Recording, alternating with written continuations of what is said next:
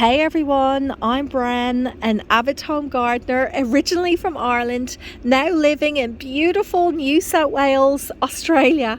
It's December here now, which means we're into early summer. So we have the opposite seasons to you guys up there in the Northern Hemisphere. We've just entered summertime and there's so many options for growing food in your garden right now. I'm going to put a list down in the description of what you can pop into your patch, but I thought what I would do for this video is focus on some of the more unusual fruit and veggie options. They're so eye-catching and whimsical and lots of fun to grow with your kids and serve up in the kitchen. So if you're looking to try something a little bit different in your veggie patch, whether you're a brand new gardener or been growing for years, just stick around and I'll take you through a few of them now. I've grown a variety of corns over the years, from your standard sweet corn that you find in the supermarket to the more unusual heirlooms like blue hoppy or mini strawberry corn or the Oxycan green corn. Oh, I hope I'm pronouncing that one right. But today I was thinking of just speaking about glass gem corn. This corn looks surreal, so much so that you might not believe it's real until you see it with your own eyes. But trust me, it is real. And it's jewel-like kernels with shimmer and different shades of blues and pinks and purples and golds. Look like something out of a Brothers Grimm fairy tale. Stunning and almost too beautiful to eat. Now, glass gem corn is a flint corn, which is different to sweet corn.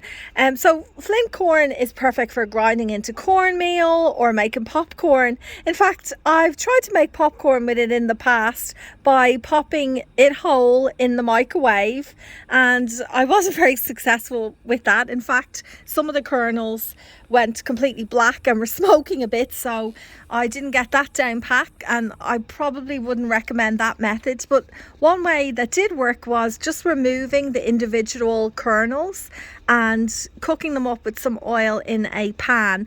You know, with 3 kids, I'm always looking for fun, engaging foods to grow, and glass gem corn definitely ticks that box. It's really a great way to get them interested in learning where their food comes from. Now, here's a little bit of a tip for you. So if you've ever grown regular sweet corn plants before, glass gem corn is similar to them in regards to it needing plenty of sunlight and space. And make sure you plant them in blocks, not rows, so the wind can properly pollinate these plants. If you haven't grown cucamelons yet, you should give them a try. They're so unusual, pretty cool little things. They're also known as Mexican sour gherkins, and these tiny fruits originate from Central America, I believe in particular Mexico, and they look like little miniature watermelons, but they have the most refreshing taste. I would say a mix between a cucumber and lime. Now, when I first started growing these, I got my family to try them, and I got a bit of a mixed reaction. Some of them thought the flavour was really unique and enjoyed them, while others weren't so keen on the unusual tang, and they felt like the skin on the outside was a bit too thick for the size of the fruit. But I like them, and I would definitely recommend you giving them a shot. In my experience, cucamelons can be a bit slow to germinate and get established. But the good thing about these plants though is once you get them going, they actually produce these tubers, and they can survive through winter. So what I do is at the end of the season, the plant starts to die back, and then you just chop it back to the ground like the way you do with dahlias, if you've ever grown dahlias, and you give them a decent mulch. And if you have put those plants in a well-drained soil, the tuber lasts. And I remember the second year, I was really hoping that I'd see fresh shoots pop up, and when I did, I was absolutely delighted to see the plant grow back. And it was even stronger, and it provided even bigger harvests than the previous year. Now, cucamelons are really perfect for snacking. You can just pop them straight into your mouth when you're out in the garden, or give them a little wash first if you like. They're good in salads, and you can also add them into cocktails for a bit of a fancy touch. This next one has a very awesome name, I think. They're called red noodle snake beans, also known as yard-long beans. So these originate from Southeast Asia, and they can reach up to half a metre in length, and they have this really beautiful, bright, vibrant red colour. There is a variety that's green, but I prefer the red. I think the vibrant red pods are much easier to spot amongst the green foliage, and this is particularly helpful if you have vision issues. They're really good in stir fries, or you can steam them as a side dish. I like to grow them over archways. I find them quite striking, especially when you've seen them dangling from the archway, those beautiful long pods, and they add a bit of whimsy to the garden, I think, too. Like when the kids go under the archway, they can stretch their arms up. While I mentioned earlier they can get quite long, like about half a metre long, I find you're better off picking them about half that size because they're more tender and delicious. Once they get a bit longer, I find their skin tends to get a bit tough. Next up, this isn't an edible, but you can grow them and use them as ornaments to decorate your house.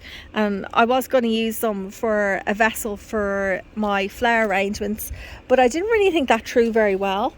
Oh, I haven't even told you what they are yet. I'm talking about mixed small gourds. They come in a wide variety of shapes, colours, like they're striped, warty, bumpy, you name it. I even had the idea of cutting off the tops and using them as vessels for mini flower arrangements, but their curved base made that a bit tricky to stand up, so it didn't quite work out very well. These small ornamental gourds originate from Central and North America, where they've been cultivated for centuries as both decorative items and practical tools. They love a sunny spot. I tend to grow them over an archway. They look very nice dangling down, and you know they're ready to harvest when their skins harden and the stems dry out. Now, I sourced my seeds from a few online Australian seed companies over the years, but unfortunately I noticed that they only come in mixed packs.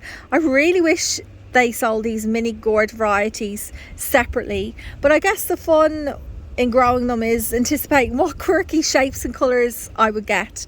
I'm going to grow them again, and I was actually even thinking of popping a few seeds in the ground because I went to the local Easter show in Camden last year and I looked at the displays. They were wonderful, from, you know, local people in the area bringing in their cut flowers and vegetables and fruit, and I didn't see many gourds, and I thought, you know, I might pop some in the ground and see if I can get a nice collection there and submit an entry and see how we go. When I was putting together this video, I had a huge list of unusual fruit, veg and ornamentals that I wanted to talk about that I've grown before. I narrowed it down to 5. This stage it's going to be 5, but if you're interested and you like this video, don't forget to give it a thumbs up. If you're new here, please subscribe, and also if you're interested in this video, I can make a second one with some more ideas for you, so just let me know in the comments. Now, number 5, last but not least, I am going to talk to you about African horned cucumber.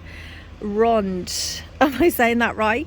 What they remind me of, it's almost like a prehistoric club head.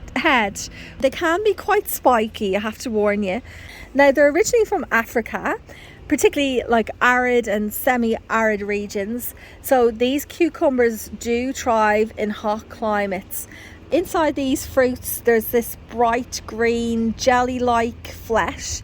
All the seeds are coated in this fleshy thing. I don't know if I'm selling this very well. I'm kind of making it sound gross, but they actually are delicious. Now, the interesting thing with these, a bit like the Cucamelons, people have different reactions to them. Some people think they taste like a banana, a cross between a banana and a passion fruit, and that's what the flavour I got. And then other people just think they taste like super ripe bananas and they're not keen on them at all. You can add them into, you know, make a juice with them. You can add them into fruit salads, loads of different uses for them, or you can just scoop it on top of some, you know, nice cool ice cream on a hot summer's day or a hot autumn day. There you go, a few unusual summer crops to try growing in your garden.